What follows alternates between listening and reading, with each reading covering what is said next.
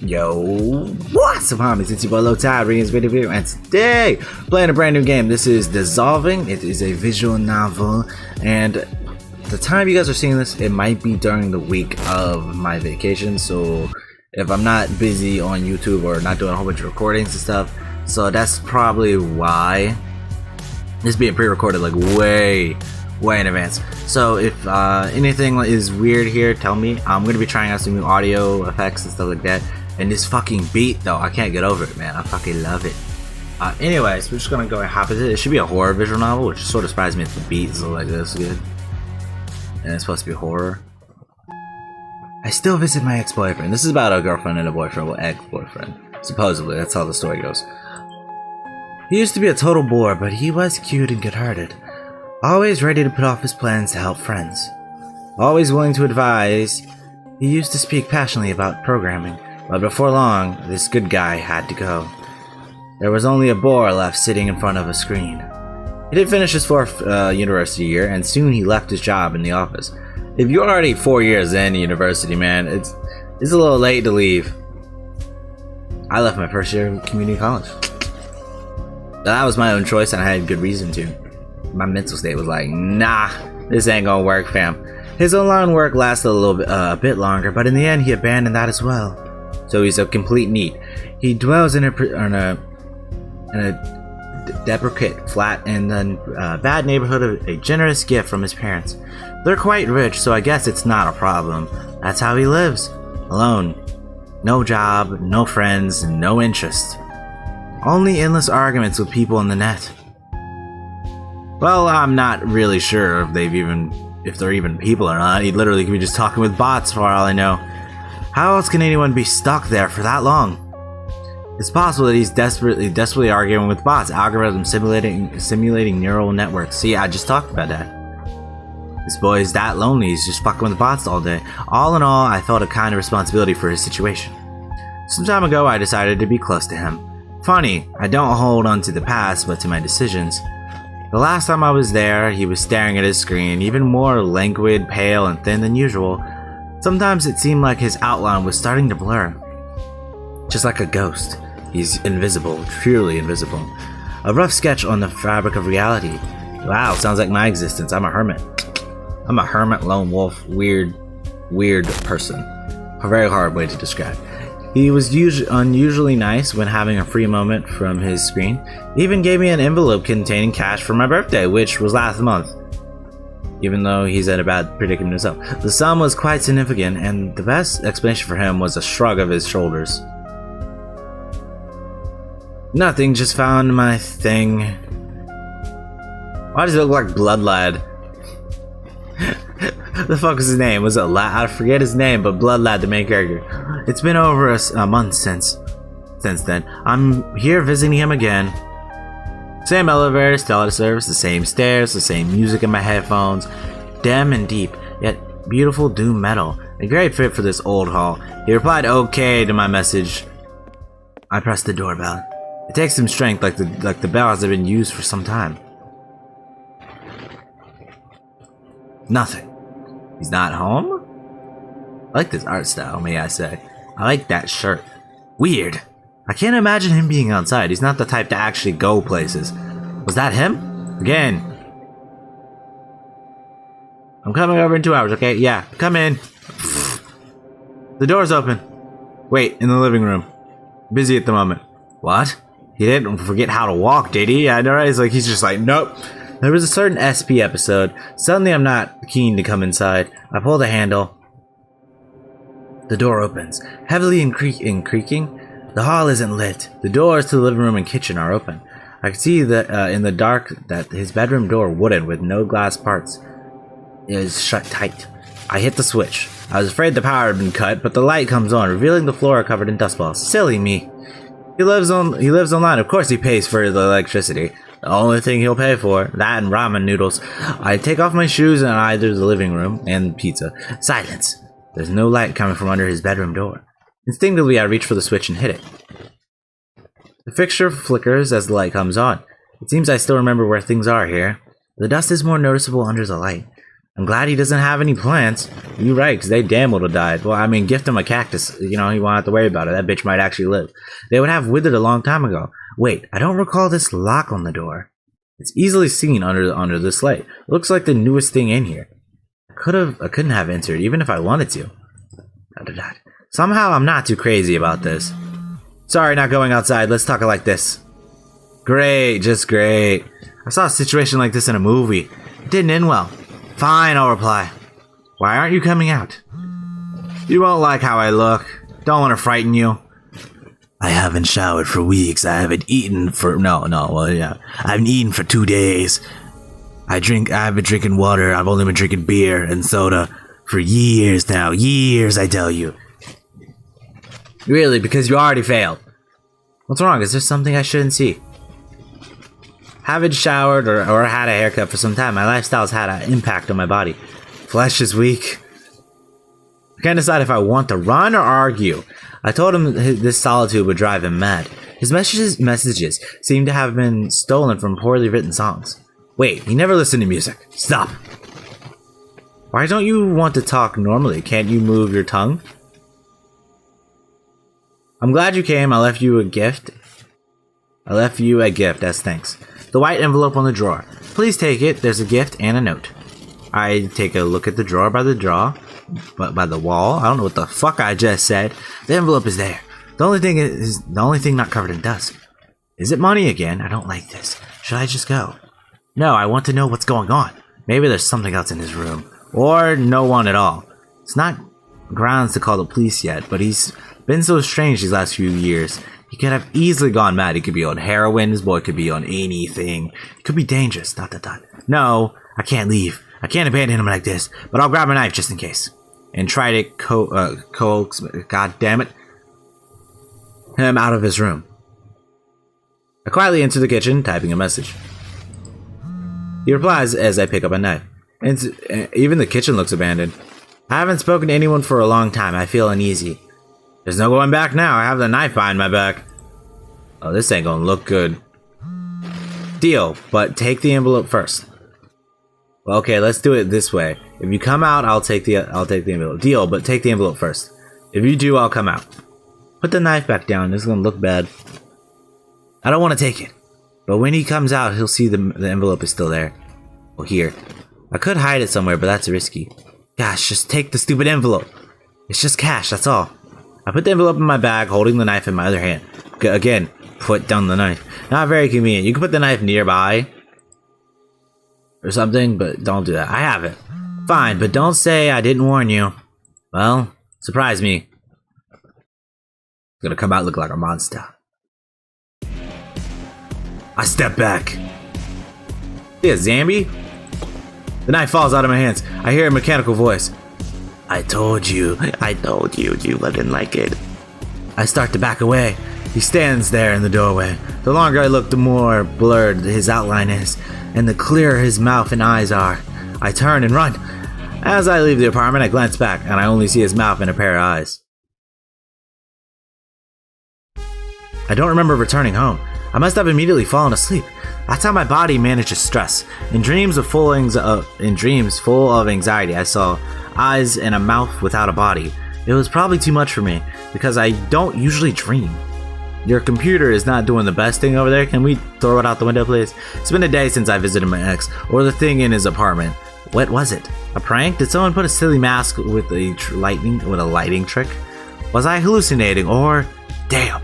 I don't know how to approach this, or what to do. I don't know how to carry on. When such things happen, I want to huddle up in a corner.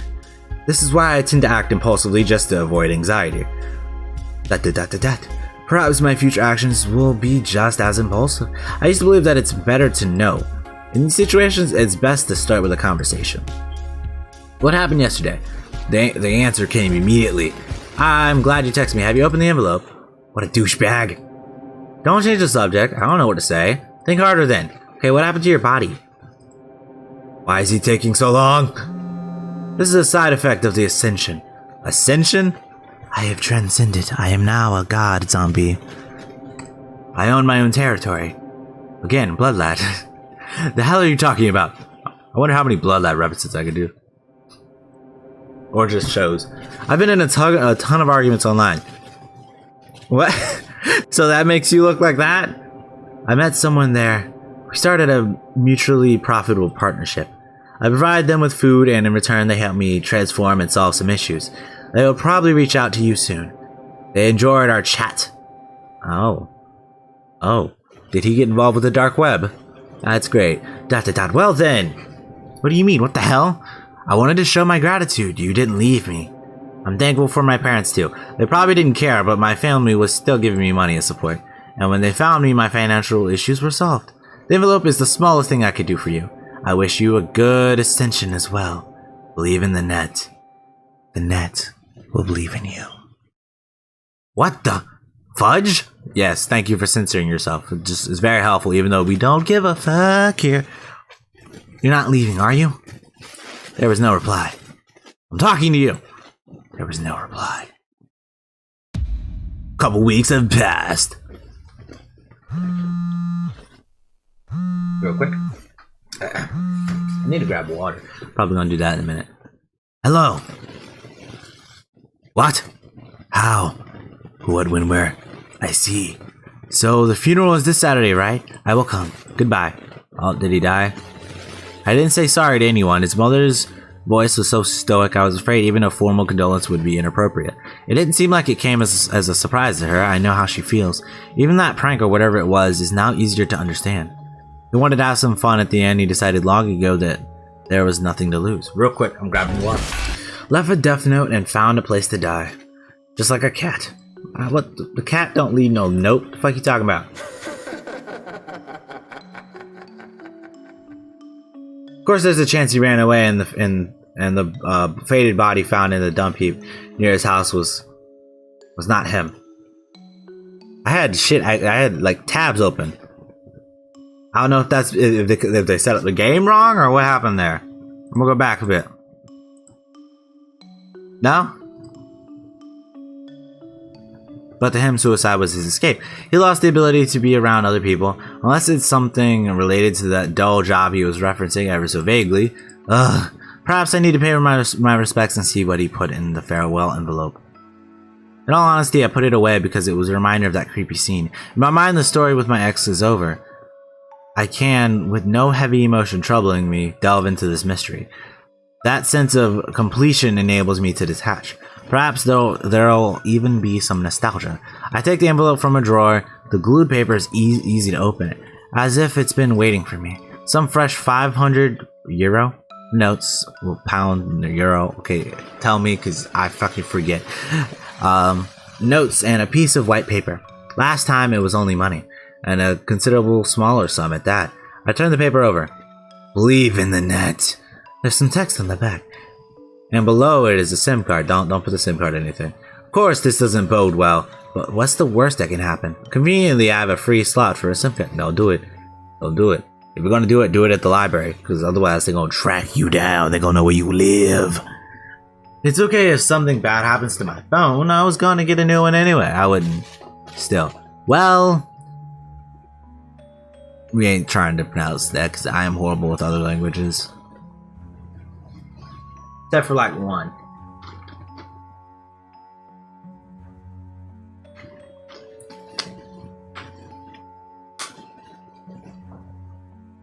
That is good. I forgot how the fuck I said it.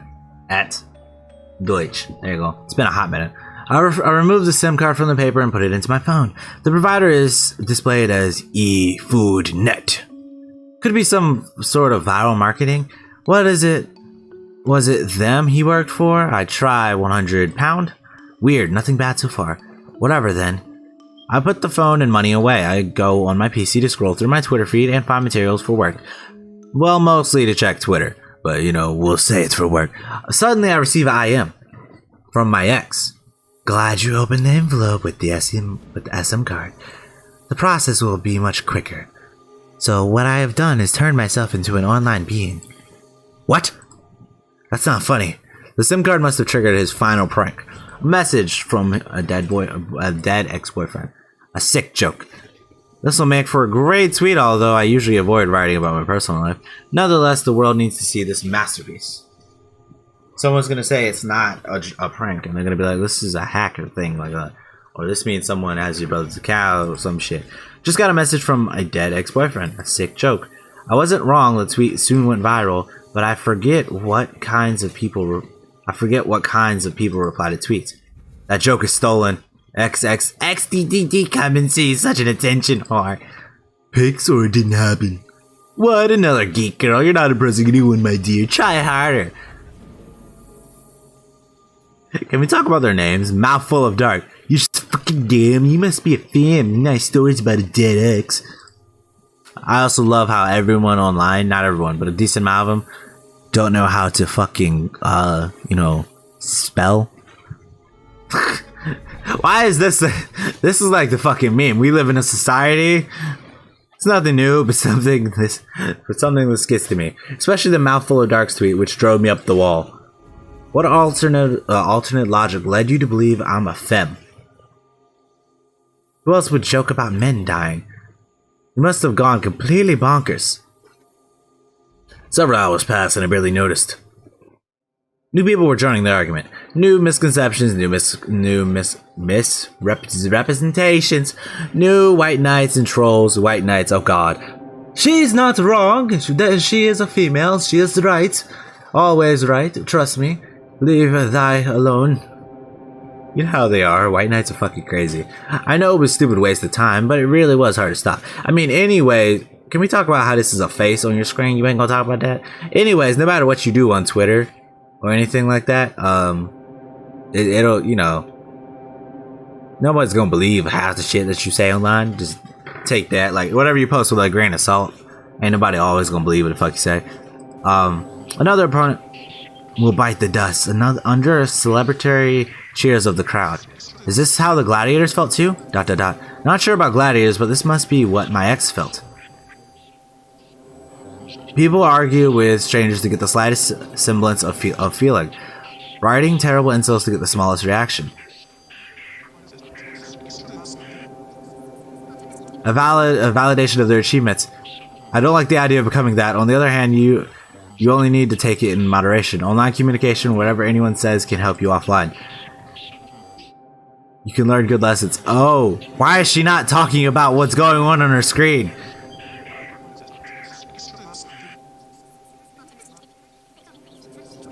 And it's also interesting to compare people online in real life. The net has one essence, I would say. All that remains is text, devoid of intoxication. Text only representation of thoughts and feelings.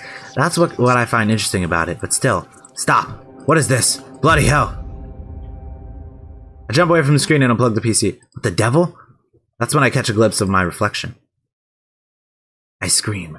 Basically, you get addicted to the PC and then you turn into a Zamboodle. Or a dead thing. You join whatever the fuck it was that you're watching. You're not as bad yet, but your eyes are all fucked up. I run to the phone and take out the SIM, throw it onto the floor and crush it. I put the remnants of some paper in a cup and set it on fire. It smells terrible, but I don't care. There are only ashes left. I throw them in a trash dump. Real quick. Let this beat go off.